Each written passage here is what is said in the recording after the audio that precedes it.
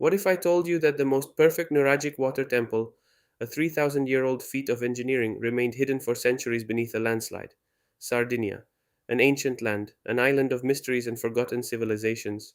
Today I will take you on a journey into the wildest and most inaccessible heart of this island, Barbagia, to reveal a secret jealously guarded by nature and time. It is not a legend, but a reality of stone and water, an incredible testament to the genius of our ancestors. Prepare yourselves because we are about to descend into a place where the sacred merges with engineering and the echoes of ancient rites still resonate among the rocks.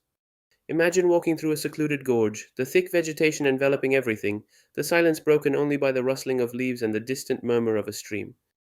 It is in this primordial context, in the wild and rugged heart of Barbagia, that a fascinating enigma lies hidden, Sutempiesu. This is not a simple archaeological find, it is the most spectacular, the best preserved, and perhaps the most eloquent Nuragic well temple in all of Sardinia, an authentic marvel that for centuries remained swallowed up and protected by nature itself, like a treasure that refused to be found. Its discovery, which occurred purely by chance in the 1950s due to a landslide that revealed its majesty, revealed a structure of astonishing geometric precision, a work of art created over 3,000 years ago in an era that for many is still shrouded in mystery, the Bronze Age. Think about it, ora 3,000 years. It's a span of time that defies our imagination, and yet Sutempiesu stands there, a silent witness to an engineering and spirituality we thought lost. Its location is no coincidence. The ancient Sardinians didn't choose their places of worship at random, they sought out points charged with energy, where the earth opened up to offer its most precious resource, water. This gorge, once perhaps even more remote and sacred, offered the perfect refuge for a temple dedicated to such a fundamental cult. The vegetation, which today partially hides it, once protected it, almost like a silent guardian who kept it secret until the right moment to reveal it to the world.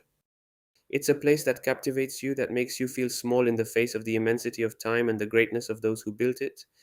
Every stone, every corner of this structure tells a story of devotion, ingenuity, and a profound connection with the natural elements. We approach the temple, and what appears before us is something incredible. The structure was built with squared basalt blocks, cut and positioned with a precision that would leave any modern architect speechless. We are not talking about piled up stones, but about real sophisticated engineering, a construction mastery that challenges our conceptions of the Bronze Age. Each block fits together perfectly, creating clean lines and impressive stability. How did they do it? With what tools? These are the questions that resonate in the minds of anyone who stands before this work. But the most striking feature, what makes Sutempiazu almost unique, is its double pitched roof. It's not just an architectural feature, but a true engineering marvel for its time. Creating a roof like this, with stone blocks meeting at a central point, was a colossal undertaking. And here lies the incredible tale of its survival. Imagine, millennia ago, nature struck a mighty blow. A massive landslide swept down the wall of the gorge, a catastrophic event that was expected to destroy everything in its path. And instead, by an irony of fate, or perhaps by some form of divine protection, the landslide engulfed and buried the temple. This event, which at first glance seemed like a tragedy, turned out to be its salvation. For centuries, Sutempiesu remained underground, protected from the elements, looters, and the ravages of time.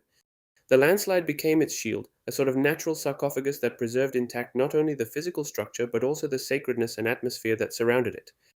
The roof, that same engineering marvel, resisted the weight of the earth, maintaining its structural integrity and protecting the heart of the temple.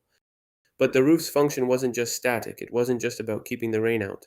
The ancients, with their deep knowledge of natural forces and acoustic resonance, knew that such a structure could amplify sounds. Imagine the priests or the faithful reciting formulas, chanting or clapping their hands. The double pitched roof would have captured and diffused those vibrations, creating a mystical, enveloping sound experience that amplified the sense of wonder and connection with the divine during the rites. It was an architecture that did not merely contain but stimulated the senses, elevated the spirit.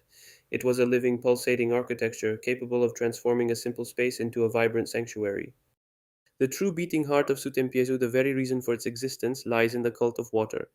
For the Nuragic civilization, water was not only a vital resource, it was a sacred element, a manifestation of the divine, a source of life, purification, and power.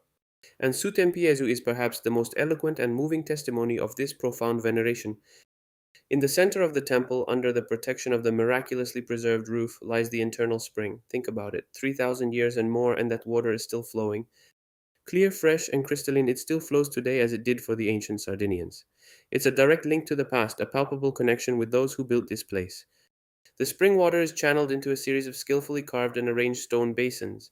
These were not simple containers, they were ritual elements, perhaps used for ablutions to offer libations to the gods, or to observe the movement and light on the water, seeking omens or connecting to the flow of life. The experience of being here is unique, almost primordial. The gurgling of the water, the reflection of the light on the damp walls, the scent of the wet rock, it's an assault on the senses that transports you back in time. The ancient Sardinians revered water as an element of life in all its forms. On an often arid island like Sardinia, the presence of a perennial spring was an invaluable gift, perceived not as a fortuitous event but as an authentic divine gift.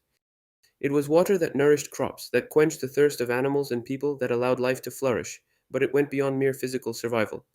Water was believed to have purifying powers, capable of washing away impurities both from the body and the soul. It was a link between the earthly and spiritual worlds, an element through which humans could connect with their deities. Imagine the ceremonies that took place here, the priests, the faithful standing before this sacred water, perhaps praying for rain in times of drought or giving thanks for abundance. Water wasn't just a symbol, it was a living presence, a sacred entity that made this place a meeting point between heaven and earth, between men and gods. It is a powerful reminder of how ancient civilizations long before us had a profound respect and understanding of the natural world, seeing it not as something to be exploited, but as a partner in the great flow of existence. Sutempiesu is much more than a simple archaeological site.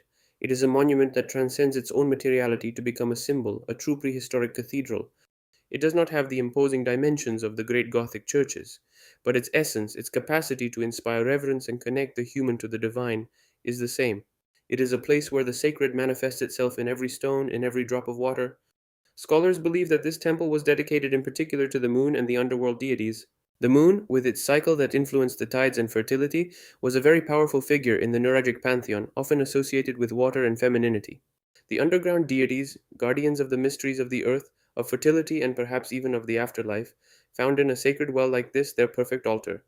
The temple, descending into the heart of the earth, served as a portal between the world above and the world below, between light and shadow, between life and the mystery of death and rebirth.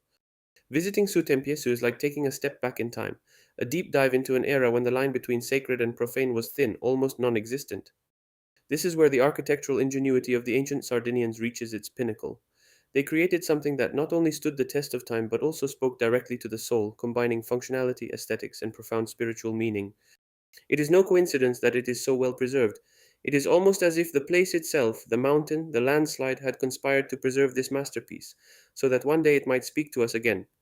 Every element, from the hewn stones to the perennial spring, from the roof structure to the isolated location, contributes to creating an immersive experience. Here, history isn't something to be read about, it's something to be felt underfoot, to be breathed in the fresh, humid air, to be contemplated in the filtered light that illuminates the water. It is an unforgettable journey, an immersion where history, nature, and religion blend together in a millenary mystery that continues to speak, teach, and enchant.